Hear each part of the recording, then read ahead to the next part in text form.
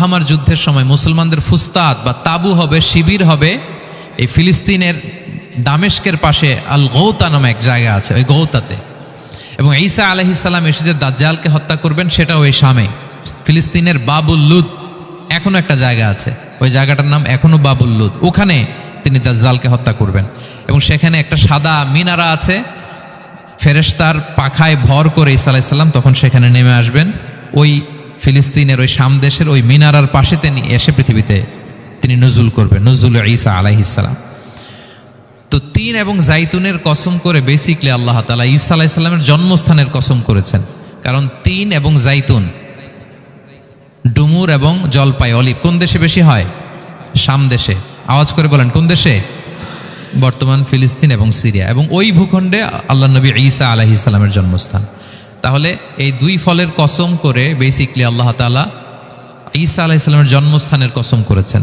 ওনার প্রতি নাজিল হওয়া যে তাওরাত ইনজিল গ্রন্থ, এই রেভিলেশনের কসম করেছেন। আচ্ছা, এরপরে ওয়াতুরি সিনিন, সিনাই পর্বতের কসম।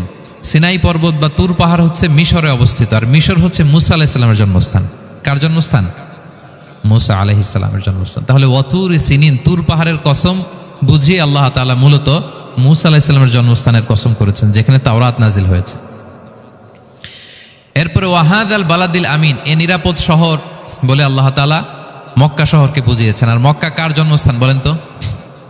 মুহাম্মদুর রাসূলুল্লাহ সাল্লাল্লাহু আলাইহি ওয়াসাল্লাম, সাইয়্যিদুল মুরসালিন, খাতামুন নবিয়্যিন, রাহমাতাল লিল আলামিন, হাবিবুল্লাহ মুহাম্মদুর রাসূলুল্লাহ সাল্লাল্লাহু আলাইহি ওয়াসাল্লামের জন্মস্থান।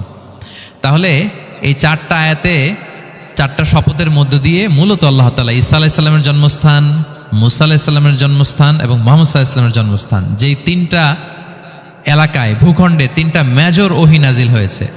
এক তো ঈসা আলাইহিস সালামের কাছে নাজিল হয়েছে ইনজিল কিতাব, আরেকটা হচ্ছে তাওরাত। তাওরাত এমন কিতাব যে কিতাব দিয়ে হাজার হাজার নবীরা ফয়সালা করেছেন। বনী ইসরাইলের অনেক নবীর উপর কোনো কিতাব নাজিল হয়নি, তার মানে তারা রসুল ছিলেন না, তারা নবী, তারা সবকিছু তাওরাত দিয়েই ফয়সালা করতেন। আর রাসূল সাল্লাল্লাহু আলাইহি ওয়াসাল্লামের উপর কোরআন নাজিল হয়েছে। তার মানে প্রথম চারটি শপথ দিয়ে বেসিকলি ইনজিলের শপথ, তাওরাতের শপথ এবং কোরআনের শপথ। বুঝতে পেরেছেন সবাই? শুরুতেই সূরাতুত তিনের কয়েকটা আয়াত তেলাওয়াত করেছি। এটা কালামুল্লাহ মাজিদের 95 নাম্বার সূরা। এই সূরাটা মক্কাতুল মুকাররমাতে নাজিল হয়েছে। এই সূরার আয়াত সংখ্যা 8টা। এই সূরার শুরুতে আল্লাহ তাআলা 4টা কসম করেছেন, ওয়াত-তিনি ওয়াজ-জাইতুনি ওয়া-তুরি সিনিনা ওয়া হাযাল বালাদিল আমিন। ওয়াত-তিন, তিনের কসম, ওয়াজ-জাইতুন, জাইতুনের কসম, ওয়াতুরি সিনিন, সিনাই পর্বতের কসম, ওয়া হাযাল বালাদিল আমিন, আর এই নিরাপদ শহরের কসম। তো 4টা শপথ করেছেন বা আল্লাহ তাআলা কসম করেছেন। কসম দিয়ে আল্লাহ তাআলা কোরআনের অনেক সূরা শুরু করেছেন। যেমন একটা সূরায় আল্লাহ ফজরের সময়ের কসম করেছেন, আল্লাহ বলেছেন ওয়াল ফাজর। আল্লাহ আকাশের কসম করেছেন ওয়াস সামা ইযাতিল বুরুজ। আল্লাহ তাআলা সূর্যের কসম করেছেন ওয়াশ শামসি ওয়া দুহাহা। এভাবে আল্লাহ তাআলা তার সৃষ্টির অনেক কিছুর কসম করে গুরুত্বপূর্ণ কোনো মেসেজ বা বার্তা আমাদের সামনে হাজির করেন। তো এই সূরাতে আল্লাহ তাআলা 4টা জিনিসের কসম করে একটা খুবই গুরুত্বপূর্ণ বার্তা মানব মণ্ডলীর জন্য এই সূরাতে তিনি হাজির করেছেন। এই সূরাটা আমাদের অনেকেরই মুখস্থ আলহামদুলিল্লাহ, এবং আল্লাহ রাসূল সাল্লাল্লাহু আলাইহি ওয়াসাল্লাম প্রায় বিভিন্ন নামাজে এই সূরাটা তেলাওয়াত করতেন। বারা ইবনে আযিব রাদিয়াল্লাহু তাআলা আনহু উনি বর্ণনা করেন যে আমি একবার এশার সালাতে আল্লাহ রাসূল সাল্লাল্লাহু আলাইহি ওয়াসাল্লামের কণ্ঠে নামাজে সূরা 3 তিনি তেলাওয়াত করেছেন, আমি নিজ কানে শুনেছি। এবং ওনার কণ্ঠ যে এত মধুর ছিল, আমার জীবনে এত সুমধুর কণ্ঠের তেলাওয়াত আমি শুনি নাই। আল্লাহর হাবিব সাল্লাল্লাহু আলাইহি ওয়াসাল্লামের কোরআন তেলাওয়াতের যে কণ্ঠ এত সুমিষ্ট ছিল, এত চমৎকার ছিল, শুধু তেলাওয়াত শুনেই অনেকে শাহাদা পড়ে মুসলমান হয়েছে। আবু জাহেল মক্কায় নিষেধ করতো যে কেউ যাবা না মুহাম্মদের কাছে, সে পাগল, সে গণক, সে মিথ্যাবাদী, সে জাদুকর, সে স্বামী স্ত্রীর মধ্যে বিচ্ছিন্নতা নিয়ে আসে, সে বাবা ছেলেকে আলাদা করে দেয়, তার কাছেই যাবা না। আর সে যা বলে শুনবাই না, কানে আঙ্গুল দিয়ে রাখবা। তো মানুষকে যেটা নিষেধ করা হয় বেশি, মানুষের ওইটার ব্যাপারে আগ্রহ থাকে বেশি। সে যত নিষেধ করতো মানুষ আরো বেশি বেশি যে শুনতো। মানুষকে সে কি বারণ করবে? সে দিনের বেলা নিষেধ করতো, রাতে যে লুকিয়ে লুকিয়ে নিজেই তেলাওয়াত শুনতো। তাহলে চিন্তা করেন যে আল্লাহর হাবিব সাল্লাল্লাহু আলাইহি ওয়াসাল্লামের কোরআনিক রেসিটেশন কত চমৎকার মেলোডিয়াস ভয়েস হলে স্বয়ং আবু জাহাল রাত্রিবেলা লুকিয়ে লুকিয়ে কোরআন তেলাওয়াত শুনতে যেত আল্লাহর হাবিব সাল্লাল্লাহু আলাইহি ওয়াসাল্লামের কণ্ঠে। তো রাসূল সাল্লাল্লাহু আলাইহি ওয়াসাল্লাম সূরাতুত তিনটা এশার সালাতে তিনি তেলাওয়াত করেছেন, এই মর্মে হাদিসে পাওয়া যায়। এবং এই সূরাটা একটা ফলের নামে সূরা। তিন একটা ফল, আরব বিশ্বে খুব বেশি হয়। তিন ফল, আমরা বাংলাদেশে ডুমুর বলি, ইংরেজিতে ফিগ বলে, ফিগ ট্রি। তো ফলের নামে বেসিকলি আল্লাহ তাআলা এই সূরাটাকে, এই চ্যাপ্টারটাকে ডেডিকেট করেছেন। আমরা সূরাকে ইংরেজিতে চ্যাপ্টার বলি। কোরআনে 114টা চ্যাপ্টার, এর মধ্যে এই সূরাটা হচ্ছে ফলের নামে ডেডিকেটেড। বিভিন্ন নামে খুব ইনক্লুসিভ হয়েতে আল্লাহ তাআলা কোরআনে সূরাগুলো দিয়েছেন। কোরআনে আপনি প্রাণীর নামে সূরা পাবেন, প্রাণী। মানুষের নামে সূরা পাবেন। মানুষের মধ্যে তিন ভাগ, মুমিন, তারপর কাফির, এরপর মুনাফিক। প্রত্যেকের নামে সূরা। সূরাতুল মুমিনুন আছে, সূরাতুল কাফিরুন আছে, আবার সূরাতুল মুনাফিকুন আছে। আমাদের দৃশ্য জগতের সবচেয়ে বড় প্রাণীটা হচ্ছে হাতি, তাই না? এই হাতির নামে একটা সূরা আছে। বলেন তো, এই সূরার নাম কি? সূরা ফিল। তারপর আমরা যে দেখি আমাদের দৃশ্য জগতের সবচেয়ে ছোট প্রাণী হচ্ছে পিঁপড়া। পিঁপড়ার নামে একটা সূরা আছে, সূরা আন-নামল। আন-নামল মানে পিঁপড়ার সূরা। মাকড়সার নামে সূরা আছে, সূরাতুল আনকাবুত।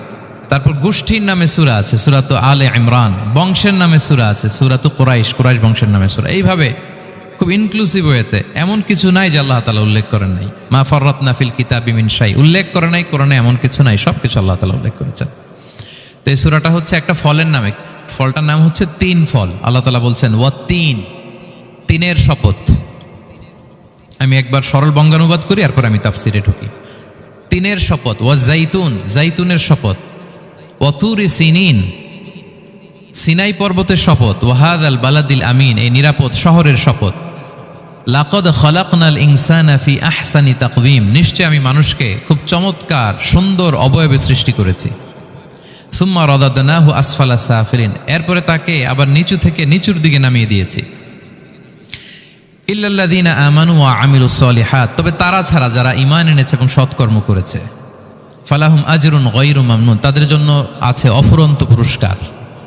ফামা ইউকাযযিবুকা বা'দু বিদ্দিন, এগুলো জানার পরও কিসে তোমাকে দিন অস্বীকারের ব্যাপারে উদ্বুদ্ধ করলো? আলাইসাল্লাহু বিআহকামিল হাকিমিন, আল্লাহ তাআলা কি শ্রেষ্ঠ বিচারক নন? সাদাকাল্লাহুল আযীম। এই হচ্ছে এই সূরাটির সরল অনুবাদ। এবার আমরা তাফসিরে ঢুকি। প্রথমে আল্লাহ তাআলা বলেছেন ওয়াত-তিন, তিনের শপথ। তিন মানে তো আমরা জানলাম, তিন মানে ডুমুর। আল্লাহর হাবিব সাল্লাল্লাহু আলাইহি ওয়াসাল্লাম তিনি তিন ফল পছন্দ করতেন, এবং এটা ডায়াবেটিক্সের জন্য ভালো, ডায়াবেটিক্স নিয়ন্ত্রণ করে। আমাদের বোনদের যাদের ইররেগুলার মেনস্ট্রুয়েশনাল পিরিয়ড হয়, এটার জন্য এটা খুব ভালো, এবং খুব স্ট্রেংথ, স্টেমিনা আনে শরীরে। এটা জান্নাতের একটা গাছ। আদম আলাইহিস সালাম এবং হাওয়া আলাইহিস সালামকে যখন আল্লাহ বলেছিল ওয়ালা তাকরাবা হাযিহিশ শাজারাতা ফাতাকুনা মিনায যালিমিন, আদম এবং হাওয়া জান্নাতের সব জায়গায় যা যেতে মন চায় যাও, যা খেতে মন চায় খাও, এই নিষিদ্ধ গাছের কাছে যেও না, তাহলে তোমরা জালিম হয়ে যাবে। শয়তান এসে উল্টা বুঝালো, সে বলল তোমাদের খেতে নিষেধ করছে কেন জানো? আল্লাহ চায় না যে তোমরা জান্নাতে থাকো, আল্লাহ চায় এখান থেকে তোমাদের বের করে দিবে, কিন্তু তোমরা যদি এই গাছের ফল খাও আল্লাহ আর বের করতে পারবে না। দেখছেন শয়তানের অবস্থা? শয়তান কিন্তু নেগেটিভিটি নিয়ে সামনে আসে না, আসে খুব আপনার ওয়েল উইশার হিসেবে, উপদেশ নিয়ে, খুব ভালো একটা পজিটিভ ওয়েতে আসে। তো ওনারা খেয়ে ফেললেন এই নিষিদ্ধ গাছের ফল। খাওয়ার ফলে আদম আলাইহিস সালাম, হাওয়া আলাইহিস সালাম, ওনাদের গা থেকে জান্নাতের পোশাকগুলো ঝরে পড়ে গেল। এখন কি দিয়ে ওনারা ওনাদের প্রাইভেটকে ঢাকবেন? তখন ওনারা, তাফসির ফি জিলালিল কোরআনে এসেছে যে ওনারা এই তিন গাছের পাতা নিয়ে নিজেদের প্রাইভেট ঢেকেছিলেন। সুবহানাল্লাহ। সেই তিন ফলের কসম আল্লাহ করলেন, ওয়াত-তিন, তিনের শপথ। এরপর আল্লাহ তাআলা বললেন ওয়াজ-জাইতুন, জাইতুনের শপথ। জাইতুন মানে হচ্ছে জলপাই। তো আল্লাহ তাআলা বললেন ওয়াজ-জাইতুন, জাইতুনের শপথ। জাইতুন মানে হচ্ছে জলপাই, ইংরেজিতে আমরা যেটাকে অলিভস বলি। তো আল্লাহ তিনের কসম করলেন এবং অলিভের কসম করলেন। দুইটাই খুব উপকারী ফল, এবং আল্লাহর হাবিব সাল্লাল্লাহু আলাইহি ওয়াসাল্লাম তিনি জলপাইও খুব পছন্দ করতেন। ওনার রেগুলার ফুড আইটেমের মধ্যে জলপাই ছিল, অলিভস ছিল। এটা পাহাড়ি এরিয়া, মরুভূমিতে হয়, এবং রাসূল সাল্লাল্লাহু আলাইহি ওয়াসাল্লাম বলেছেন কুলু যাইত ওয়াদ-দাহিনু ফাইন্নাহু মিন শাজারাতিন মুবারাকা, তোমরা অলিভ অয়েল এটা খেও এবং এটা গায়ে মালিশ করো, কেননা এটা বরকতময় একটা গাছের ফল, শাজারা মুবারাকা। এটা শরীরের ব্যাড কোলেস্টেরলকে কমিয়ে দেয়। দাড়িতে অ্যাপ্লাই করলে, চুলে অ্যাপ্লাই করলে সহজে পাকে না দাড়ি চুল, এবং স্কিনে অ্যাপ্লাই করলেও স্কিনের জন্য ভালো, স্কিনের জন্য বেশ ভালো। এটা যাদের সুযোগ হয় আপনারা দাড়িতে চুলে অ্যাপ্লাই করবেন, খাবেন। এটা খাওয়াও যায়। তাম্বুতু বিদ্দুহনি ওয়াসিবগিল লিল আখিলিন, কোরআনে এসেছে। এটা অয়েল হিসেবে ইউজ করে, আবার খাবার হিসেবেও ইউজ করা যায়। সালাদ ড্রেসিংয়ের ক্ষেত্রে কিন্তু অলিভ অয়েল আমরা ইউজ করি। ইদানিং পিজাতে খুব ইউজ করা হয় অলিভ, জলপাইটা। তো এটা আপনারা খেতে পারেন, এটা খুবই সুস্বাদু। এবং জলপাই গাছের মানে জাইতুন গাছের ডালের মেসোয়াক খুব ভালো হয়। আল্লাহর হাবিব সাল্লাল্লাহু আলাইহি ওয়াসাল্লাম জাইতুনের ডাল দিয়ে মেসোয়াক করতেন। তিনি বলতেন নি'মা সিওয়াকিয়া জাইতুন, সবচেয়ে শ্রেষ্ঠ মেসোয়াক হচ্ছে জাইতুনের, মিনাশ শাজারাতিল মুবারাকা, কারণ এটা বরকতময় গাছের ডালা। এবং ফাইন্নাহু সিওয়াকি ওয়া সিওয়াকুল আম্বিয়া মিন ক্বাবলি, এই জাইতুনের ডাল দিয়ে আমিও যেমনি মেসোয়াক করি, আমার আগে যত নবী পৃথিবীতে এসেছে সবাই জাইতুনের ডাল দিয়ে মেসোয়াক করত। আল্লাহ বলেন ওয়াতিনি ওয়াজ জাইতুন, তিনের শপথ আর জাইতুনের শপথ। এরপর আল্লাহ তাআলা বললেন ওয়াতুরি সিনিন, সিনাই পর্বতের শপথ। প্রথমে দুইটা ফলের শপথ করলেন, এবার একটা পাহাড়ের শপথ করতেছেন। আপনারা কি তুর পাহাড়ের নাম শুনেছেন? হ্যাঁ শুনেছেন। এই সিনাই পর্বত দ্বারা তুর পাহাড় উদ্দেশ্য। এটা মিশরের একটা পাহাড়, অনেক উঁচু, 2285 মিটার উঁচু। ওইটার নিচে আছে মুকাদ্দাসে তুয়া, যেখানে মুসা আলাইহিস সালামকে আল্লাহ তাআলা জুতা খুলতে বলেছিলেন, ফাখলা না আলাইকা ইন্নাকা বিল ওয়াদিল মুকাদ্দাসি তুয়া, হে মুসা তুমি পবিত্র উপত্যকায় এসেছো, জুতা খুলো। তো ওখানে সব ধর্মের লোকেরা যায়, সব ধর্মের লোকদের জন্য তীর্থস্থান, মুসলিম, জুইশ, খ্রিস্টিয়ান সবাই যায়। এটা সিনাই একটা এলাকা আছে মিশরের, north south Sinai, north Sinai, এটা সাউথ সিনাইতে অবস্থিত। তো নিচে একটা খ্রিস্টানদের প্রাচীন গির্জা আছে, সেন্ট ক্যাথেরিনা গির্জা। সেখান থেকে চলতে চলতে আপনাকে উপরে যেতে হবে, ফজরের পরে আবার চলে আসতে হবে, তা না হলে দুপুরবেলায় 10টা-11টার দিকে এমন সূর্যের প্রখর তাপ ওই পাথরের মধ্যে লাগে, ওখানে আর থাকা যায় না। একেবারে তুর পাহাড়ের উপরে সেখানে খ্রিস্টানদের জন্য ছোট্ট একটা সিনাগোগ আছে, তারা প্রার্থনা করে। খ্রিস্টানদের একটা চার্চ আছে, মুসলিমদের জন্য ছোট্ট একটা মুসল্লা আছে সুরাওয়ের মতো। আল্লাহ ওই সিনাই উপত্যকার কসম করেছেন, ওয়াতুরি সিনিন, সিনাই উপত্যকার কসম। এখানেই আল্লাহ তাআলা মুসা আলাইহিস সালামকে তাওরাত দিয়েছিলেন, মেজর একটা আসমানি কিতাব দিয়েছিলেন, এবং সরাসরি মুসা আলাইহিস সালাম এই পাহাড়ের চূড়ায় বসে আল্লাহ তাআলার সাথে কথা বলতেন। ওয়াকাল্লামাল্লাহু মুসা তাকলিমা, উনি সরাসরি কথা বলতেন, এটা ওনার একটা স্পেশাল বৈশিষ্ট্য ছিল, ক্যারেক্টারিস্টিক্স। এবং আল্লাহ তাআলা নূরের তাজাল্লি দিয়ে এই পাহাড়কে একবার জ্বালিয়ে দিয়েছিলেন। আজও এই পাহাড়ের রংটা অনেকটা একটু লালচে, একটু কালোচে, একটু রেডিশ কালারের। এবং মুসা আলাইহিস সালাম এই নূরের তাজাল্লির ঝলকে তিনি বেহুশ হয়ে গিয়েছিলেন এই পাহাড়ের উপরে। ইয়াজুজ মাহুজ যখন কিয়ামতের আগে আগমন করবে, তখন মুসলমানদের সেন্টার হবে। ঈসা আলাইহিস সালাম মুসলমানদেরকে নিয়ে ওইখানে অবস্থান করবেন, এই তুর পাহাড়ের ওখানে। এবং আল্লাহর হাবিব সাল্লাল্লাহু আলাইহি ওয়াসাল্লামের মেরাজের রাতে ইসরার সময় একটা স্টেশন ছিল এই তুর পাহাড়। জিবরাইল আলাইহিস সালাম এই তুর পাহাড়ে আল্লাহর হাবিব সাল্লাল্লাহু আলাইহি ওয়াসাল্লামকে নামিয়ে বলেছিলেন যে এটা জাবাল মুসা, আপনার ভাই মুসার পাহাড়, আপনি এখানে 2 রাকাত নামাজ পড়েন, দোয়া করেন। আল্লাহর হাবিব সাল্লাল্লাহু আলাইহি ওয়াসাল্লাম এই তুর পাহাড়ে 2 রাকাত সালাত আদায় করেছিলেন এবং দোয়া করেছিলেন। আল্লাহ এই তুর পাহাড়ের কসম কাটলেন, ওয়াতুরি সিনিন, সিনাই পর্বতের কসম, যেখানে তাওরাত কিতাব নাজিল হয়েছিল। এরপর আল্লাহ তাআলা বললেন ওয়াহাদাল বালাদিল আমিন, আর এই নিরাপদ শহরের শপথ। এই শহর দ্বারা মক্কা শহর উদ্দেশ্য, কারণ রাসূল সাল্লাল্লাহু আলাইহি ওয়াসাল্লাম তখন মক্কায় ছিলেন, মক্কা নগরী। এই শহরের পূর্ব নাম ছিল বাক্কা। মক্কা নগরীকে বলা হয় উম্মুল কুরা, সব শহরের মা, সব শহরের সেন্টার, পৃথিবীর নাভিস্থল। এবং আল্লাহ তাআলা বলেছেন মান দাখালাহু কানা আমিনা, এখানে যে প্রবেশ করবে সে নিরাপদ। হেরেমের মধ্যে কিন্তু কাউকে আক্রমণ করা যায় না, কোনো খুনিও যদি ঢুকে যায় অ্যাটাক করা যাবে না। তো জাহেলি যুগে এমনটা ঘটতো, কারোর সাথে কারো শত্রুতা হলে, ধরেন যে একজন তার বাবাকে হত্যা করেছে, তো সে তাকে পেয়েছে, ওই লোক বাঁচার জন্য দৌড়াতে দৌড়াতে হেরেমের ভিতরে ঢুকে যেত, কারণ সে জানে যে হেরেমে ঢুকলে সে আমাকে মারবে না। তো পরে সে যখন হেরেম থেকে বেরোতো, আবার তার সাথে যুদ্ধ শুরু হতো। এবং এই শহরের এত মর্যাদার কারণ হচ্ছে সাইয়েদনা ইব্রাহিম আলাইহিস সালাম তিনি আল্লাহর কাছে দোয়া করেছিলেন যে রব্বি জাআল হাদা বালাদান আমিনা, হে আল্লাহ আপনি এই শহরকে নিরাপদ করেন, ওয়ারযুক আহলাহু মিনাস সামারাত, আর এই শহরের অধিবাসীদেরকে আপনি ফলমূল দিয়ে রিজিকের ব্যবস্থা করেন। এখনো দেখবেন যে সারা পৃথিবীতে যেই ফল নাই মক্কাতে ওই ফল আছে, সারা পৃথিবী থেকে ফল ওখানে যায়। এবং মক্কার নেইবরিং সিটি তায়েফ, সেখানে অনেক ফল উৎপাদিত হয়, এখানে আসে। নিরাপদ শহর বালাদান আমিনা। এবং আল্লাহর হাবিব সাল্লাল্লাহু আলাইহি ওয়াসাল্লাম বলেছেন যে এই মক্কা শহর আমার সবচাইতে প্রিয় শহর। বাধ্য হয়ে তিনি যখন হিজরত করলেন মদিনায়, সেদিন বারবার তিনি মক্কার দিকে পেছনে ফিরে ফিরে তাকান, আর কেঁদে কেঁদে তিনি বলতেছিলেন যে মাক্কাতু আহাব্বুল বিলাদ ইলাইয়া, মক্কা আমার কাছে সবচেয়ে প্রিয় নগরী। লাউলা উখরিজতু লামা খারাজতু, আমাকে যদি জোর করে বের করে দেয়া না হতো আমি কোনোদিন মক্কা ছেড়ে অন্য কোথাও যেতাম না। আল্লাহর হাবিব সাল্লাল্লাহু আলাইহি ওয়াসাল্লামের সবচেয়ে প্রিয় শহর ছিল মক্কা, এবং এটা আল্লাহর হাবিব সাল্লাল্লাহু আলাইহি ওয়াসাল্লামের জন্মস্থান, মাকান মাউলিদির রাসূল, রাসূল সাল্লাল্লাহু আলাইহি ওয়াসাল্লামের বিলাদাত হয়েছে এই শহরে। এবং এই শহরকে আল্লাহ বলেছেন মাসাবাতান লিন্নাসি ওয়া আমনা, মানুষের মিলনস্থল, কেন্দ্রস্থল, সারা পৃথিবী থেকে মানুষ ওখানে যায়। আপনি যে রমাদানে যদি মক্কায় যান, আল্লাহু আকবার, লক্ষ লক্ষ উমরা পালনকারী সেখানে, ইউরোপ থেকে, আফ্রিকা থেকে, অস্ট্রেলিয়া থেকে, এশিয়া থেকে, সারা পৃথিবীর মানুষের মিলনস্থল। ওখানে গেলে আপনি দেখবেন মাসাবাতান লিন্নাসি ওয়া আমনা, নিরাপদ জায়গা এবং মানুষের মিলনস্থল। এটা এখানে এমন মসজিদ আল্লাহ রেখেছেন কাবা ঘরের চারদিকে, এটাকে বলা হয় মসজিদুল হারাম, যে মসজিদে 1 রাকাত সালাত পড়লে 1 লক্ষ রাকাতের সওয়াব হয়। আল্লাহর ঘরকে কেন্দ্র করে তাওয়াফের নির্দেশ দেওয়া হয়েছে, ওয়ালিয়াত তাওয়াফু বিল বাইতিল আতিক। পৃথিবীর কোনো ঘরকে তাওয়াফ করা যায় না, কোনো ঘরকে, এই একটা মাত্র ঘর যেটাকে এর চারদিকে এরকম তাওয়াফ করা যায়। তাহলে এই পবিত্র ঘর, পবিত্র মসজিদ যেই শহরে অবস্থিত, সেই শহরের কসম আল্লাহ করেছেন। আল্লাহ বললেন ওয়াহাদাল বালাদিল আমিন, এই নিরাপদ শহরের কসম, মানে মক্কা শহরের কসম। আমরা আপাত দৃষ্টিতে আমাদের কাছে মনে হচ্ছে দুইটা ফলের কসম, একটা পাহাড়ের কসম, একটা নগরীর কসম। আসলে বেসিকলি আল্লাহ তাআলা এই 4টা শপথ দিয়ে 3 নবীর জন্মস্থান, 3 নবীর নবুয়তের কসম করেছেন। কিভাবে সেটা আমি মিলিয়ে দেই। এই যে প্রথমে যে আল্লাহ বলেছেন ওয়াত্তিনি ওয়া জাইতুন, 3 এবং জাইতুনের কসম। পৃথিবীতে সবচেয়ে বেশি 3 এবং জাইতুন কোথায় উৎপন্ন হয় জানেন? ফিলিস্তিনে। কোথায়? শাম দেশে, যেটা হাদিসের পরিভাষায় বলা হয় শাম, বর্তমান ফিলিস্তিন এবং সিরিয়া মিলে। 3 জাইতুন দিয়ে বেসিকলি আল্লাহ তাআলা ফিলিস্তিনের শপথ করেছেন, শাম দেশের শপথ, যেখানকার বেথলহামে ঈসা আলাইহিস সালাম, জেসাস ক্রাইস্ট, তিনি জন্মগ্রহণ করেছেন, ঈসা আলাইহিস সালামের জন্মস্থান।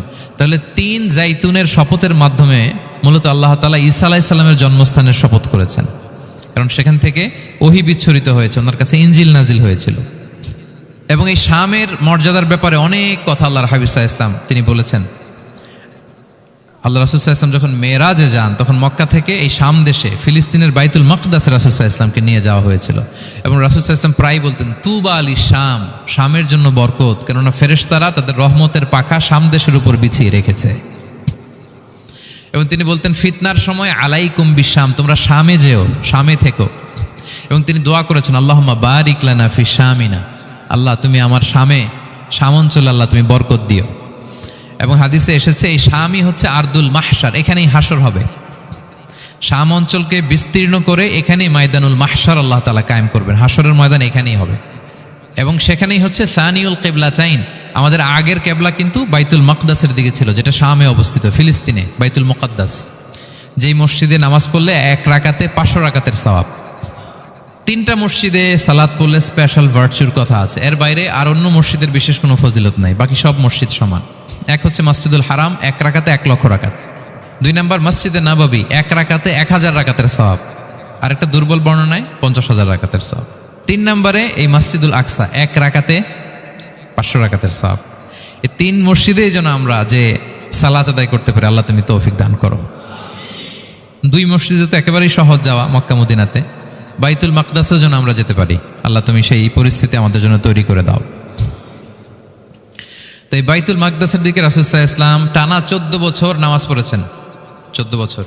প্রথম 13 বছর কোনো সমস্যা হয়নি মক্কায়, কারণ তখন কেবলা বাইতুল মুকাদ্দাস থাকলেও রাসূল সাল্লাল্লাহু আলাইহি ওয়াসাল্লাম সামনে রাখতেন কাবাকে, কেবলা বাইতুল মুকাদ্দাস, কিন্তু তিনি তো মক্কায় ছিলেন নবুয়তের প্রথম 13 বছর, সামনে কাবাকে রাখতেন, তারপরে টু দ্য ডাইরেকশন অফ বাইতুল মুকাদ্দাস। কিন্তু যখন মদিনায় গেলেন তখন তো আর কাবা নাই, তখন রাসূল সাল্লাল্লাহু আলাইহি ওয়াসাল্লাম কাবাকে মিস করতে আরম্ভ করলেন।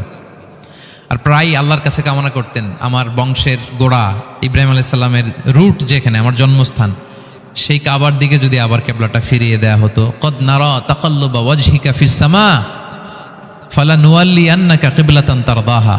আল্লাহ আয়াত নাযিল করলেন, নবী আপনি আকাশের দিকে তাকিয়ে কি ভাবেন আমি বুঝি, আপনি চান কেবলা যেন আমি মক্কার দিকে ঘুরিয়ে দেই। আল্লাহ তাআলা ঘুরিয়ে দিলেন। আল্লাহ বলেন ফাওয়াল্লি ওয়াজহাকা শাতরাল মসজিদিল হারাম, এখন থেকে মসজিদুল হারামের দিকে আপনি টু দ্য ডাইরেকশন অফ কেবলা নামাজ পড়বেন। কেবলা চেঞ্জ হয়ে গেল। তো মদিনায় যে 16-17 মাস আর মক্কায় 13 বছর, মোট 14 বছর আল্লাহর হাবিব সাল্লাল্লাহু আলাইহি ওয়াসাল্লাম এই মসজিদুল আকসার দিকেই হয়েই তিনি নামাজ পড়েছেন। এটা আমাদের আগের কেবলা ছিল। এবং শেষে কিয়ামতের আগে যে মালহামার যুদ্ধ হবে, তখন রাসূল সাল্লাল্লাহু আলাইহি ওয়াসাল্লাম বলেছেন মালহামার যুদ্ধের সময় মুসলমানদের ফুস্তাদ বা তাবু হবে, শিবির হবে এই ফিলিস্তিনের দামেস্কের পাশে আল গৌতা নামে এক জায়গা আছে, ওই গৌতাতে। এবং ঈসা আলাইহিস সালাম এসে যে দাজ্জালকে হত্যা করবেন সেটাও ওই শামে, ফিলিস্তিনের বাবুল লুদ এখনো একটা জায়গা আছে, ওই জায়গাটার নাম এখনো বাবুল লুদ, ওখানে তিনি দাজ্জালকে হত্যা করবেন। এবং সেখানে একটা সাদা মিনারা আছে, ফেরেশতার পাখায় ভর করে ঈসা আলাইহিস সালাম তখন সেখানে নেমে আসবেন। ওই ফিলিস্তিনের ওই শাম দেশের ওই মিনারার পাশে তিনি এসে পৃথিবীতে তিনি নজুল করবেন, নজুল ঈসা আলাইহিস সালাম। তো তিন এবং জাইতুনের কসম করে বেসিকলি আল্লাহ তাআলা ঈসা আলাইহিস সালামের জন্মস্থানের কসম করেছেন। কারণ তিন এবং জাইতুন, ডুমুর এবং জলপাই, অলিভ কোন দেশে বেশি হয়? শাম দেশে। আওয়াজ করে বলেন কোন দেশে?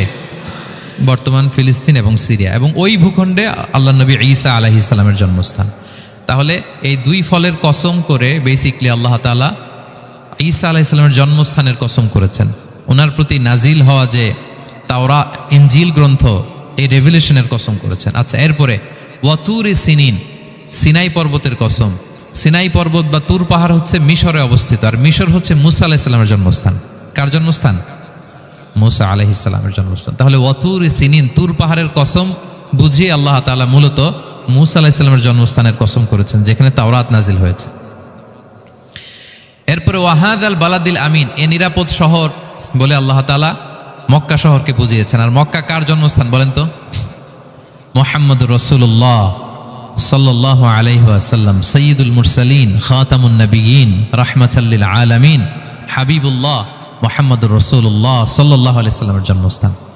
তাহলে এই চারটা আয়াতে, চারটা শপথের মধ্য দিয়ে মূলত আল্লাহ তাআলা ঈসা আলাইহিস সালামের জন্মস্থান, মুসা আলাইহিস সালামের জন্মস্থান এবং মুহাম্মদ সাল্লাল্লাহু আলাইহি ওয়াসাল্লামের জন্মস্থান, যেই তিনটা এলাকায়, ভূখণ্ডে তিনটা মেজর ওহী নাজিল হয়েছে। এক তো ঈসা আলাইহিস সালামের কাছে নাজিল হয়েছে ইনজিল কিতাব, আরেকটা হচ্ছে তাওরাত। তাওরাত এমন কিতাব যে কিতাব দিয়ে হাজার হাজার নবীরা ফয়সালা করেছেন। বনি ইসরায়েলের অনেক নবীর উপর কোনো কিতাব নাজিল হয়নি, তার মানে তারা রসুল ছিলেন না, তারা নবী। তারা সবকিছু তাওরাত দিয়েই ফয়সালা করতেন। আর রাসূল সাল্লাল্লাহু আলাইহি ওয়াসাল্লামের উপর কোরআন নাজিল হয়েছে।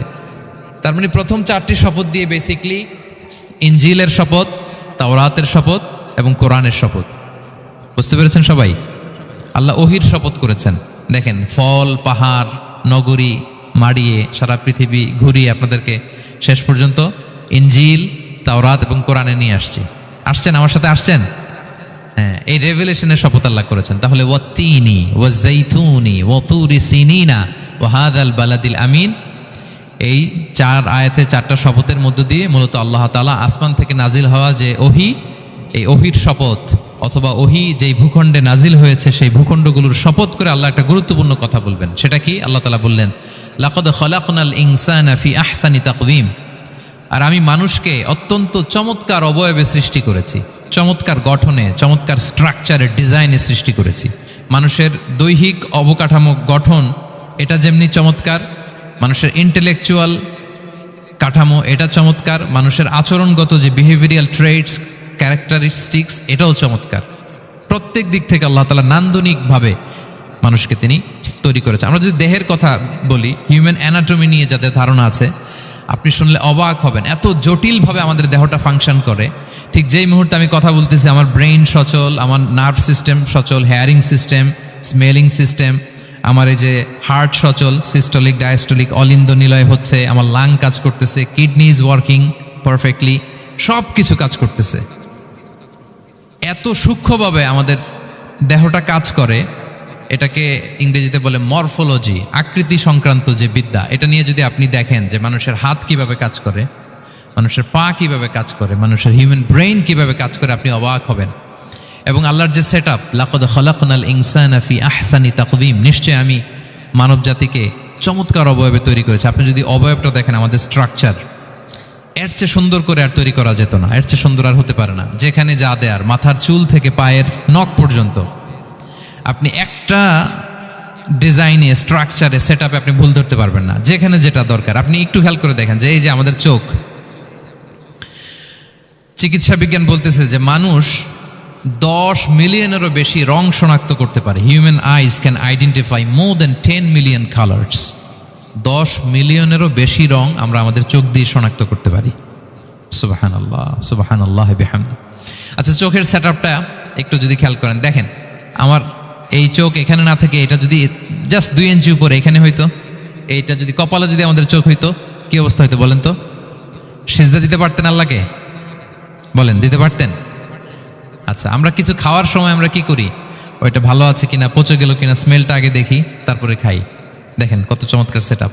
একটু খেয়াল করেন, এই নাকের সেট আপ যদি এইখানে না থাকে, আমাদের নাক যদি পেছনে থাকতো, খাওয়ার সময় খাবারটা বাসি কিনা, ভালো আছে কিনা কি করতেন? লাকাদ খালাকনাল ইনসানা ফি আহসানি তাকওয়িম। আচ্ছা দেখেন, এই যে আমরা কান দিয়ে শুনি, এই যে কান পেঁচানো, মনে করেন না যে এমনি এমনি পেঁচানো, এই পেঁচানো, এটাই পথ না থাকলে আমরা শুনতেই পেতাম না। এটা এমনভাবে সেট আপ করা, এটাই ইথারে ভাষা তরঙ্গকে এয়ার ড্রামের ভেতরে সুন্দরভাবে ইনপুট করে, নাহলে আমরা শুনতে পেতাম না। আপনার এই কান কেটে ফেলে দিলে আপনি শুনতে পারবেন না। এটা এইভাবেই যেতে হবে, সুরঙ্গটা এইভাবে তৈরি হইতে হবে। আচ্ছা দেখেন, আপনার কান, এই কান যদি এইখানে না থেকে আপনার ডান বগলের নিচে হইতো, বাম কান যদি বাম বগলের নিচে হইতো, তাহলে কি হইতো বলেন? আজকে আমার ওয়াজ কিভাবে শুনতেন বলেন দেখি, কিভাবে শুনতেন? বুদ্ধি আছে বলে যে হুজুর এইভাবে শুনতাম। সুবহানাল্লাহ, সুবহানাল্লাহ। লাকাদ খালাকনাল ইনসানা ফি আহসানি তাকওয়িম। আমি মানুষকে সবচেয়ে সুন্দর সর্বোত্তম গঠনে তৈরি করেছি। দেখেন, কান দুটো ওইখানে থাকলে কথা শুনতে হইলে হাত উঁচু করে রাখা লাগতো। আল্লাহ, আপনি একটা একটা অঙ্গ দেখেন, ঠিক যেখানে যেটা যেভাবে সেট করা দরকার, আল্লাহ তাআলা দয়া করে অনুগ্রহ করে ঠিক সেভাবে তিনি সেট করেছেন। আমাদের চেহারার মধ্যে দেখেন, এক একজনের এক এক রং। ওয়াখতিলাফু আলসিনাতিকুম ওয়া আলওয়ানিকুম ইন্না ফি যালিকা লাআয়াতুন লিল আলিমিন। আল্লাহ বলেন, তোমাদের ভাষার ভিন্নতা দিয়েছি, তোমাদের গায়ের রঙের ভিন্নতা, একজনের চেহারার সাথে আরেকজনের মিল নাই, একজনের ফিঙ্গারপ্রিন্টের সাথে। আয়াহসাবুল ইনসানু আল্লান নাজমাআ ইযামা বালা কাদিরিনা আলা আন নুসাউইয়া বানানা। মানুষ ভেবেছে সে মারা গেলে তাকে আমি তার অস্থি, মজ্জা, হাড়, গোশত, চামড়া জোড়া লাগাতে পারবো না। আরে তার আঙ্গুলির অগ্রভাগ পর্যন্ত আমি সুবিন্যস্ত করে আমার কাছে রেখে দিয়েছি। ফিঙ্গারপ্রিন্ট, আমাদের ফিঙ্গারপ্রিন্টগুলো আল্লাহর কাছে সংরক্ষিত। একজনের ফিঙ্গারপ্রিন্টের সাথে আরেকজনেরটা মিলে না। এই যে আমার 10 আঙ্গুলে 10টা ফিঙ্গারপ্রিন্ট, পায়েরগুলো হচ্ছে ফুটপ্রিন্ট, একটার সাথে আরেকটা মিলে। আমার এটার সাথে এটা মিলবে বলেন? আমার সাথে আপনারটা মিলবে? বর্তমানে পৃথিবীতে কত কোটি মানুষের বসবাস বলেন? এই যত মানুষ পৃথিবীতে আছে, একজনের আঙ্গুলের ছাপের সাথে, এই যে বায়োমেট্রিক্যাল অথেন্টিকেশন যে আমরা করি, একজনের ফিঙ্গারপ্রিন্টের সাথে আরেকজনের ফিঙ্গারপ্রিন্টের মিল নাই। একজনের ফুটপ্রিন্টের সাথে ফুটপ্রিন্ট মিল, ইভেন একজনের আই প্রিন্টের সাথে। আমাকে একজন ওনার হসপিটালে নিয়ে গেল ঢাকায়, তো উনি ওনার দরজা খুলতেছে আই প্রিন্ট দিয়ে, মানে উনি না গেলে খুলে না। উনি আর ওনার খুব কাছের স্টাফ, এটা গুরুত্বপূর্ণ একটা অফিস, তো উনি চোখ দিল, আই প্রিন্ট নিল, এরপরে দরজা খুলে যাচ্ছে। দেখেন, একজনের আই প্রিন্টের সাথে আরেকটা আই প্রিন্ট মেলে না। সুবহানাল্লাহ। প্রিয় ভাইরা, একজনের ফিঙ্গারপ্রিন্টের সাথে আরেকজনের ফিঙ্গারপ্রিন্টের কোনো মিল আছে পৃথিবীতে? ফুটপ্রিন্টের সাথে, আই প্রিন্টের সাথে? কারণ ডিজাইনারটা কে বলেন তো? হুয়াল্লাযী ইউসাউবিরুকুম ফিল আরহামি কাইফা ইয়াশা। মায়ের পেটে থাকতেই আল্লাহ তাআলা এগুলো ডিজাইন করে দিয়েছেন। আমি কেমন হব, আমার বৈশিষ্ট্য কেমন কেমন হবে, এই যে আমি যে আমার বাবা দাদা 14 পুরুষের ডিএনএ বয়ে বেড়াই, এগুলো সব নিয়ে আমার বৈশিষ্ট্য, আমার কণ্ঠস্বর, আমার ক্যারেক্টারিস্টিক্স, আমার ফিচার কেমন হবে, সব তিনি আল্লাহ তাআলা মায়ের পেটে থাকতে ডিজাইন করে দিয়েছেন। সুবহানাল্লাহ। আল্লাহ বলছেন, লাকাদ খালাকনাল ইনসানা ফি আহসানি তাকওয়িম। প্রিয় ভাইরা, কসম করার পরে আল্লাহ যে কথাটা বলেন, এটা অনেক গুরুত্বপূর্ণ, খুবই গুরুত্বপূর্ণ বার্তা। আল্লাহ চারটা কসম করে, তিনটা নবীর জন্মস্থানের শপথ করে তিনি বললেন, লাকাদ খালাকনাল ইনসানা ফি আহসানি তাকওয়িম। নিশ্চয় আমি অত্যন্ত চমৎকার আকৃতিতে মানুষকে তৈরি করেছি। মানুষের গঠন এরকম, মাথা থেকে পা পর্যন্ত। আমি তো দু একটার কথা বললাম, চোখ, নাক, কান, আপনি একটা একটা করে যদি ধরেন, আমাদের হেয়ারিং সিস্টেম কিভাবে কাজ করে, হেয়ারিং নার্ভ কিভাবে কাজ করে, আমাদের সেন্সেশন কিভাবে কাজ করে, আমাদের ব্রেন কিভাবে কাজ করে। আমাদের এক একজনের ব্রেন 1.5 কেজি ওজন, 3 পাউন্ডের মতো একটা সুস্থ মানুষের অ্যাভারেজ ব্রেনের ওজন। এই ব্রেনের মেমোরি হচ্ছে 2.5 মিলিয়ন গিগাবাইট। আপনার মোবাইলে স্পেস কত বলেন, মেমোরি কত? হ্যাঁ, 512 জিবি। আর আমার আর আপনার ব্রেইনের যে মেমোরি, এই মেমোরি হচ্ছে 2.5 মিলিয়ন গিগাবাইটস। আল্লাহ, এই যে প্রতি মুহূর্তে আমাদের নিউরন কানেক্টিভিটি হচ্ছে, ব্রেনের স্নায়ুগুলোর যত কানেক্টিভিটি হয়, যত আমরা চিন্তা করে ব্রেনকে খাটাই, নতুন নতুন জিনিস আমরা তৈরি করতে পারি। এবং এমনভাবে আল্লাহ তাআলা এমন সফিস্টিকেটেড ব্রেন আল্লাহ মানুষকে দিয়েছে, মানুষ পারে না এমন কিছু নাই। মানুষ যা কল্পনা করতে পারে, মানুষ তা করে দেখাতে পারে। এজন্য আমাদের কল্পনার জানালাটাকে বড় করতে হবে। আই রিপিট, মানুষ যা কল্পনা করতে পারে, ইমাজিন করতে পারে, সেটা মানুষ করে দেখাতে পারে। ওই ক্যাপাসিটি দিয়ে আল্লাহ তাআলা মানুষকে তৈরি করেছেন। সুবহানাল্লাহ, সুবহানাল্লাহ। লাকাদ খালাকনাল ইনসানা ফি আহসানি তাকওয়িম। এই ব্রেনকে খাটিয়ে মানুষের কত ইনভেনশন, কত ডিসকভারি, মানুষ সভ্যতার পর সভ্যতা বিনির্মাণ করেছে। চোখ ধাঁধানো মানুষের আবিষ্কার, তাক লাগিয়ে দিয়েছে গোটা বিশ্বে একটার পর একটা করে।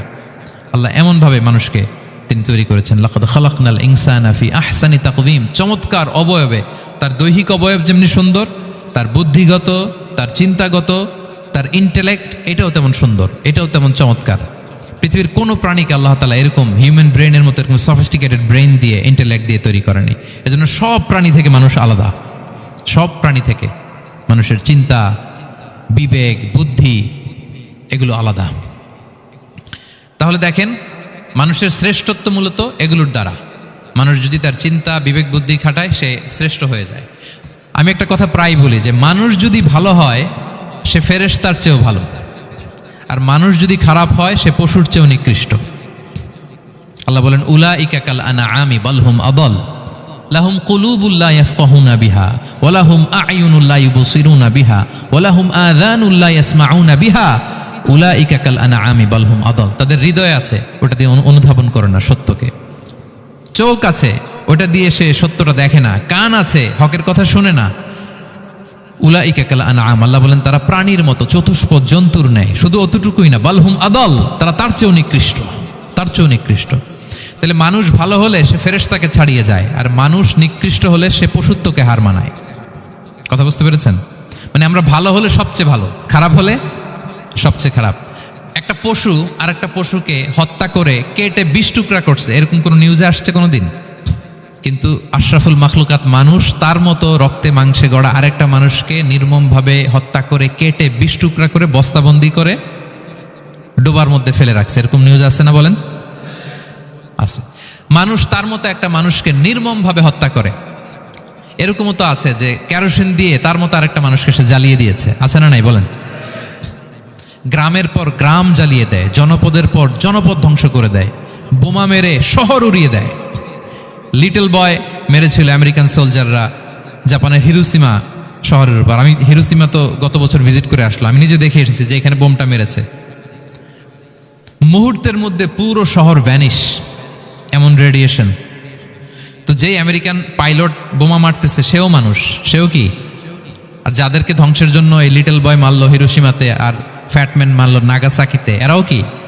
তাহলে দেখেন, মানুষ তার মতো আরেকটা মানুষকে এরকম মেরে টুকরো টুকরো কুচি কুচি করতে সে দ্বিধাবোধ করে না। আল্লাহ, মানুষ গণহত্যা চালায়, জেনোসাইড।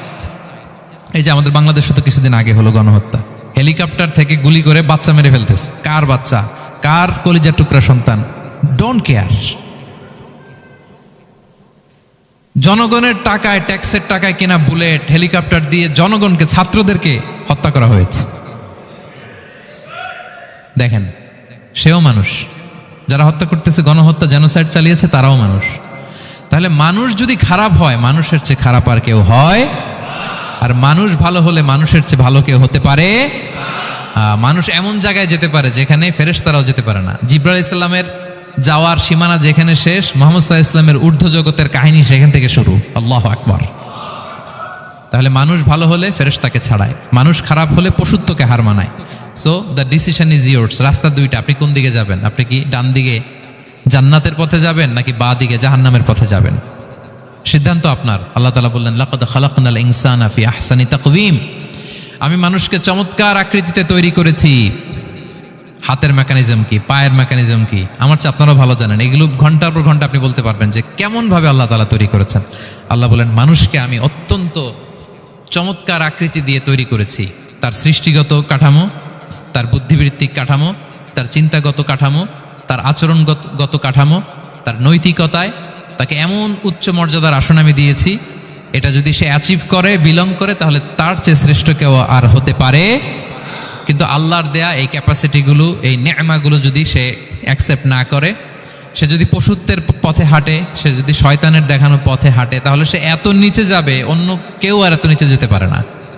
মানুষ যত নিচে যেতে পারে, ফেরেশতারাও অত নিচে যেতে পারবে না, জিন জাতিও পারবে না, কোনো প্রাণীর পক্ষে যাওয়া সম্ভব না। তাহলে মানুষকে আল্লাহ তাআলা এমন সফিস্টিকেটেড ওয়েতে তৈরি করেছেন, চাইলে সে সবার উপরে যেতে পারে, আবার চাইলে আল্লাহর দেয়া নেয়ামতগুলোকে যদি সে ভিন্ন খাতে প্রবাহিত করে সে সবচেয়ে নিকৃষ্ট হতে পারে। সেটাই আল্লাহ বললেন সুম্মা রাদাদনাহু আসফালা সাফিলিন। এরপরে তাকে আমি হীন থেকে হীনতর করেছি, নিচ থেকে আরো নিচে নিয়েছি। সে যখন ঈমান আনে না, সে যখন সৎকর্ম করে না, সে যখন আল্লাহর শেখানো, আল্লাহর দেখানো রাস্তায় সে চলে না, সে যখন তার নফসের কথা শুনে, সে যখন তার প্রবৃত্তির গোলাম সাজে, সে সবচেয়ে নিকৃষ্ট হয়। আসফালা সাফিলিন, মানে একেবারে নিচে, এর নিচে আর নাই। আল্লাহ বলেছেন ইন্নাল মুনাফিকিনা ফিদ দারকিল আসফালি মিনান নার, সেখানে আল্লাহ আসফাল বলেছেন। মুনাফিকরা জাহান্নামের একেবারে তলদেশে থাকবে। তাই মানুষ যদি ঈমান আর সৎকর্মের বলে বলিয়ান না হয়, সে এত খারাপ হয়, কেউ এত নিচে যেতে পারে না। বলেন, মানুষ যত নিচে যেতে পারে, জিন তত নিচে যেতে পারবে? ফেরেশতারা পারবে না। আর মানুষ যত উপরে যেতে পারে, ফেরেশতারা এত উপরে যেতে পারবে না। সো দুইটারই সুযোগ আপনার আছে। সুম্মা রাদাদনাহু আসফালা সাফিলিনের দুইটা ব্যাখ্যা। কোনো মুফাসসির বলেছেন যৌবনের পর, যৌবনে থাকে শক্তিশালী, বার্ধক্যের সময় যখন সে নুয়ে যায়, ছোট হয়, সে একেবারে দুর্বল হয়ে যায়, সেটা বোঝানো হয়েছে। আর অন্যান্য মুফাসসিরিন একরাম বলেছেন না, আল্লাহর দেওয়া এই নে'মা, ক্যাপাসিটি যখন সে সঠিক পথে কাজে লাগায় না, সে যখন প্রবৃত্তির অনুসরণ করে, সে তখন এত খারাপ হয়, এত নিচ থেকে নিচুতর হয়, এত হীন থেকে হীনতর হয়, তার চেয়ে হীনতর আর কেউ তখন হতে পারে না। সেখান থেকে বাঁচার দুটি রাস্তা আল্লাহ বলেছেন। আল্লাহ বলছেন ইল্লাল্লাযীনা আমানু ওয়া আমিলুস সলিহাত, তবে যারা ঈমান আনে এবং সৎকর্ম করে তারা ছাড়া। তারা ওই নিচু থেকে নিচুতর নয়, তারা শ্রেষ্ঠতর। ঈমান এবং সৎকর্ম, ঈমান এবং আমলে সালেহাত। কোরআনের অনেক জায়গায় আপনি আয়াতটা পাবেন, ইন্নাল্লাযীনা আমানু ওয়া আমিলুস সলিহাতি কানাত লাহুম জান্নাতুল ফিরদাউসি নুজুলা, নিশ্চয়ই যারা ঈমান এনেছে, সৎকর্ম করেছে, তাদের জন্য আমি জান্নাতে ফিরদাউস রেখে দিয়েছি। তা আল্লাহ বলেন তারা নিকৃষ্ট হবে না যারা ঈমান এনেছে, সৎকর্ম করেছে। যারা কি এনেছে? ঈমান। আর কি করেছে? সৎকর্ম করেছে। ইল্লাল্লাযীনা আমানু, যারা ঈমান এনেছে, সৎকর্ম করেছে, ফালাহুম আজরুন গায়রু মামনুন, তাদের জন্য রয়েছে অফুরন্ত পুরস্কার, মানে জান্নাত। তাদের জন্য কি? ওই জান্নাতে যেতে আমরা চাই কি চাই না বলেন? রাস্তা কয়টা? এটা চলে গেছে ডান দিকে, এটার গন্তব্য হচ্ছে ডেস্টিনেশন জান্নাতুল ফেরদাউস। আর এটা শয়তানের পথ, এটা আপনার প্রবৃত্তির দেখানো পথ, এটা চলে গিয়েছে জাহান্নামে। So now the decision is years. আপনার ডিসিশন, কোন দিকে যাবেন, ডানে না বায়ে? জান্নাতে না জাহান্নামে? জান্নাতে যেতে চাই আমরা। ফালাহুম আজরুন গায়রু মামনুন, তাদের জন্য আছে অফুরন্ত নেয়ামত, অফুরন্ত পুরস্কার। আমরা যেন সেই পুরস্কার লাভে ধন্য হতে পারি, আমরা সবাই বলি আমিন। আল্লাহ বলেন এইভাবে চারটা কসম করার পরে, এত গুরুত্বপূর্ণ বার্তা হাজির করার পরে, তোমার ঘুমন্ত বিবেককে জাগিয়ে তোমাকে বার্তা দেওয়ার পরেও কিভাবে তুমি অস্বীকার করতে পারো আখিরাতকে? ফামা ইউকাযযিবুকা বা'দু বিদ্দিন, এরপরেও কোন বিবেকে, কোন আকলে, কোন সাহসে তুমি কর্মফল দিবসকে অস্বীকার করো? কোন সাহসে? এখানে দিন দ্বারা উদ্দেশ্য কর্মফল। ভালো করলে যে ভালো পাবে, খারাপ করলে যে খারাপ পাবে, দিনের অনেক অর্থ, এটার তাফসিরে গেলে সময় কুলাবে না। ফামা ইউকাযযিবুকা বা'দু বিদ্দিন, এরপরেও কর্মফলকে অস্বীকার করার সাহস তুমি কোত্থেকে পাও? কিসে তোমাকে উদ্বুদ্ধ করে কর্মফল দিবসকে অস্বীকার করতে? আলাইসাল্লাহু বিআহকামিল হাকিমিন, আল্লাহ তাআলা কি শ্রেষ্ঠ বিচারক নন? সূরা আবু দাউদে আল্লাহর হাবিব সাল্লাল্লাহু আলাইহি ওয়াসাল্লাম বলেন, কেউ যদি সূরাতুত তিন তেলাওয়াত করে, করতে করতে যদি শেষ আয়াতে চলে আসে, আর সে যখন পড়ে আলাইসাল্লাহু বিআহকামিল হাকিমিন, আল্লাহ তাআলা কি শ্রেষ্ঠতম বিচারকদের মধ্যে সর্বশ্রেষ্ঠ বিচারক, জাজ নন? তখন সে যেন উত্তর দেয়, এটা তো আল্লাহর প্রশ্ন। আলাইসাল্লাহু বিআহকামিল হাকিমিন, আল্লাহ আমাদেরকে প্রশ্ন ছুড়ে দিয়েছেন যে আল্লাহ তাআলা কি শ্রেষ্ঠ বিচারক নন? তখন যে তেলাওয়াত করে সে যেন বলে বালা বালা ওয়া আনা আলা যালিকা মিনাশ শাহিদিন। বালা মানে অবশ্যই, হ্যাঁ আল্লাহ অবশ্যই আপনি শ্রেষ্ঠ বিচারক, আর আপনি যে শ্রেষ্ঠতম বিচারক এই সাক্ষী আমি দিচ্ছি, এই ঘোষণা আমি দিচ্ছি। পড়েন সুবহানাল্লাহ। আপনি দেখবেন মসজিদুল হারামে, হারামাল মাক্কিতে যখন তেলাওয়াত করে ইমাম সাহেবরা, এই আয়াতের পরেই যদি রুকুতে যায়, দেখবেন ফিসফিস করে বলে যে বালা বালা ওয়া আনা আলা যালিকা মিনাশ শাহিদিন। আমি নিজে শুনেছি, দেখবেন ওনার এটা পরে, কারণ আল্লাহ এখানে প্রশ্ন ছুড়ে দিয়েছেন। আর উত্তর হিসেবে বলতে হবে বালা ওয়া আনা আলা যালিকা মিনাশ শাহিদিন, আল্লাহ অবশ্যই আপনি শ্রেষ্ঠ বিচারক। আল্লাহর চাইতে শ্রেষ্ঠ বিচারক আর হতে পারে? আমরা কত লাকি যে আল্লাহর আহকামুল হাকিমিন হিসেবে বিচারক পেয়েছি। আমাদের বিচার যদি অন্য কেউ করতো, নিজেরা যদি নিজেদের, আল্লাহ যদি বলতো তোরটা বিচার তুই কর আর তোরটা তুই কর, কি অবস্থা হইতে বলেন? যার সাথে যার শত্রুতা আছে ওইখানে দেখাই দিত। কিন্তু আমরা বিচারক হিসেবে পেয়েছি কাকে? আল্লাহ কি পার্সিয়ালিটি করবে বিচারে? স্বজনপ্রীতি করবে? কারো উপর জুলুম করবে? কাউকে ঠকাবে? আল্লাহ বলেন ওয়ামা আনা বিযাল্লামিল লিল আবিদ, আমি কখনো আমার বান্দার উপর জুলুম করি না, জুলুম করি না। নাদাউল মাওয়াজিনাল কিসতা লিয়াউমিল কিয়ামা, কিয়ামতের দিন আমি মিজান নামে এমন এক ন্যায় বিচারের মানদণ্ড স্থাপন করব, ফালা তুযলামু নাফসুন শাইআ, এক বিন্দু পরিমাণ কেউ মাজলুম হবে না, এক বিন্দু পরিমাণ কেউ মাজলুম হবে না। এজন্য দুনিয়াতে যদি বিচার না পান, আল্লাহর দরবারে বিচারটা দিয়ে রাখেন, সেদিন বিচার হবে। আহকামুল হাকিমিন আপনারা ঠকাবে না।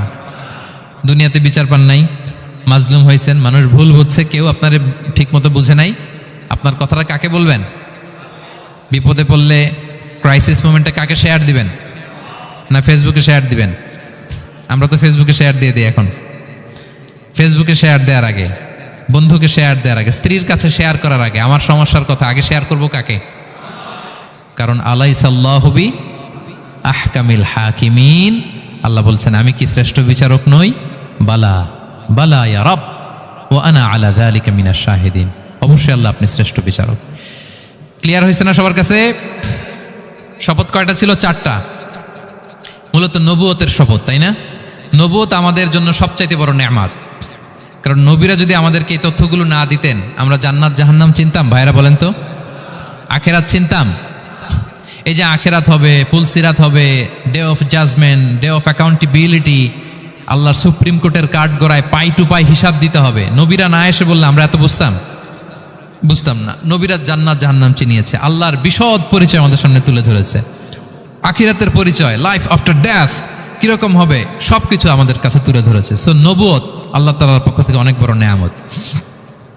2 নম্বর নেয়ামত হচ্ছে আল্লাহ তাআলা আমাদেরকে যে ক্যাপাসিটি দিয়েছে, বুদ্ধিমত্তা, ইন্টেলেক্ট, বিচার বিশ্লেষণ, যেটা দিয়ে আমরা অন্যান্য সব প্রাণী থেকে আলাদা, এটা আল্লাহর বড় নেয়ামত।